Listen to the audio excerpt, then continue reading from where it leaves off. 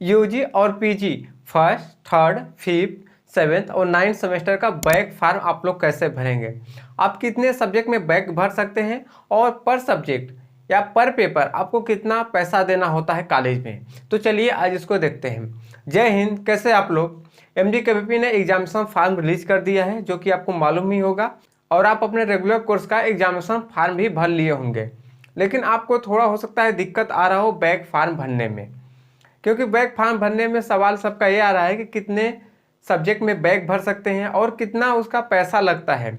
अगर एक पेपर भरेंगे तो कितना लगेगा, दो पेपर भरेंगे तो कितना लगेगा। तो सबसे पहले यहाँ देख लेते हैं कि बैक पेपर किसको भरना है। तो सबसे पहले जिसका एब्सेंट लगा है या फिर वो एग्जाम छोड़ा है तो वो बैक पेपर भरेगा, और जिसको किसी पेपर में फेल कर दिया गया है तो वो बैक पेपर भरता है। तो देखते हैं बैक पेपर कैसे भरना है।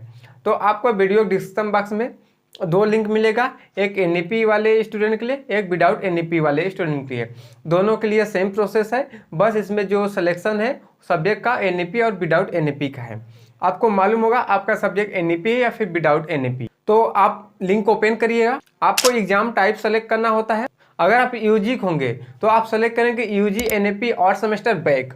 अगर आप पीजी होंगे तो पीजी NEP और सेमेस्टर बैक, इसको सेलेक्ट करेंगे। फिर कोर्स में सेलेक्ट करेंगे आपका किस कोर्स में किस सेमेस्टर में आपको बैक देना है, उसको सेलेक्ट करेंगे। फिर उसके बाद नीचे सर्च टाइप में सेलेक्ट करेंगे रोल नंबर या फिर इनरोलमेंट नंबर। फिर वही जो उधर सेलेक्ट किए रहेंगे उसको राइट साइड में डालेंगे। फिर उसके बाद फादर या फिर मदर्स नेम डालेंगे। फिर उसके बाद ईयर सेलेक्ट करेंगे, आपका जिस ईयर में वो कोर्स होगा। जैसे कि अगर आप अभी 5th सेमेस्टर में हैं और आपको 3rd सेमेस्टर का बैक देना है तो आप उसमें सेलेक्ट करेंगे 2023। अगर 1st सेमेस्टर का अगर बैक देंगे तो आप सेलेक्ट करेंगे 2022। और जो ईयर सेलेक्ट करना होता है इससे कोई मतलब नहीं आता है। अगर आप कोई भी ईयर सेलेक्ट करेंगे वो ऑटोमेटिक करेक्ट होकर फॉर्म में वही दिखाता है जो उसको दिखाना चाहिए। फिर उसके बाद कैप्चा डाल के सर्च करेंगे। फिर उसके बाद सर्च डिटेल आता है, कंसर्न देंगे। फिर उसके बाद प्रोसीड टू रजिस्ट्रेशन करेंगे। मैं ऊपर के सब सेक्शन नहीं बताऊंगा जिसमें कि स्टूडेंट डिटेल होता है और एड्रेस होता है, क्योंकि आप फॉर्म भरते आ रहे हैं तो आपको इसमें मालूम होगा। बस एक चीज़ ध्यान दीजिएगा, अपना डेट ऑफ बर्थ सही डाल दिएगा। फिर उसके बाद अब बात करते हैं सीधे सब्जेक्ट पर। तो इसमें जितने पेपर में आपका बैक लगा है उस सभी पेपर का आप टिक करेंगे, या फिर जिस सब पेपर में आपको F ग्रेड मिला है उसको टिक करेंगे। अगर आप पूरा ईयर ही गैप कर दिए हैं, मतलब कि आप एग्जामिनेशन फॉर्म भरे ही नहीं थे, एग्जाम दिए ही नहीं, या फिर एग्जामिनेशन फॉर्म भर के एग्जाम ही नहीं दिए थे, तो ऐसे केस में आपको सभी सब्जेक्ट को टिक करना होगा। अदरवाइज आपका अगर को करिकुलर में है या फिर किसी सब्जेक्ट में है या फिर स्किल डेवलप में है जिसमें बैक लगा होगा या फिर नॉट क्वालिफाई होगा या फिर F ग्रेड होगा, बस उसी को सेलेक्ट करिएगा। अदरवाइज आप दूसरा करेंगे तो दूसरा भी आपको बैक देना पड़ जाएगा। इसको आप सेलेक्ट कर लीजिएगा। फिर उसके बाद आ जाता है लास्ट क्वालिफिकेशन। जिस सेमेस्टर का बैक फॉर्म डाल रहे हैं उसका SGPA डालेंगे मार्क्स ऑप्टेन में, और 10 डालेंगे मैक्सिमम मार्क्स में। अगर आपको लास्ट क्वालिफिकेशन नहीं समझ आता है क्या डालें तो आप कुछ मत डालना, दोनों में 1-1 करके छोड़ देना। 1-1 ऑलरेडी रहता है, बस उसी को रहने देना।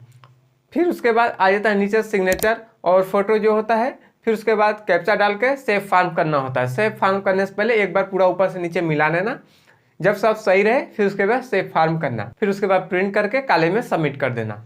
और पर पेपर 500 रुपया लगता है। महात्मा गांधी ने नोटिस दिया था जो कि पिछले ही साल, जो पहले बोला जाता 500 से लेकर 2000 रुपया लगेगा, वो विदाउट NEP यानी जब पुराना एजुकेशन सिस्टम था उसके हिसाब था। लेकिन जब से NEP आया है तो 500 पर पेपर लग रहा है। आप जितने पेपर का डालेंगे उसने में 500 का मल्टीप्लाई कर। अगर आप 2 पेपर का बैक डालते हैं तो आपको 1000 रुपया देना होगा, 3 का डालेंगे तो 1500 देना होगा। ऐसे 500 का मल्टीप्लाई होगा जितना पेपर आप डालेंगे। तो ऐसे करके आप अपना बैक फॉर्म भर लीजिए। अगर आपको कोई बैक फॉर्म भरने में दिक्कत आता है तो कमेंट सेक्शन में कमेंट करके पूछ सकते हैं। तो मिलता हूँ नए वीडियो में नए टॉपिक के साथ, तब तक के लिए जय हिंद, जय भारत।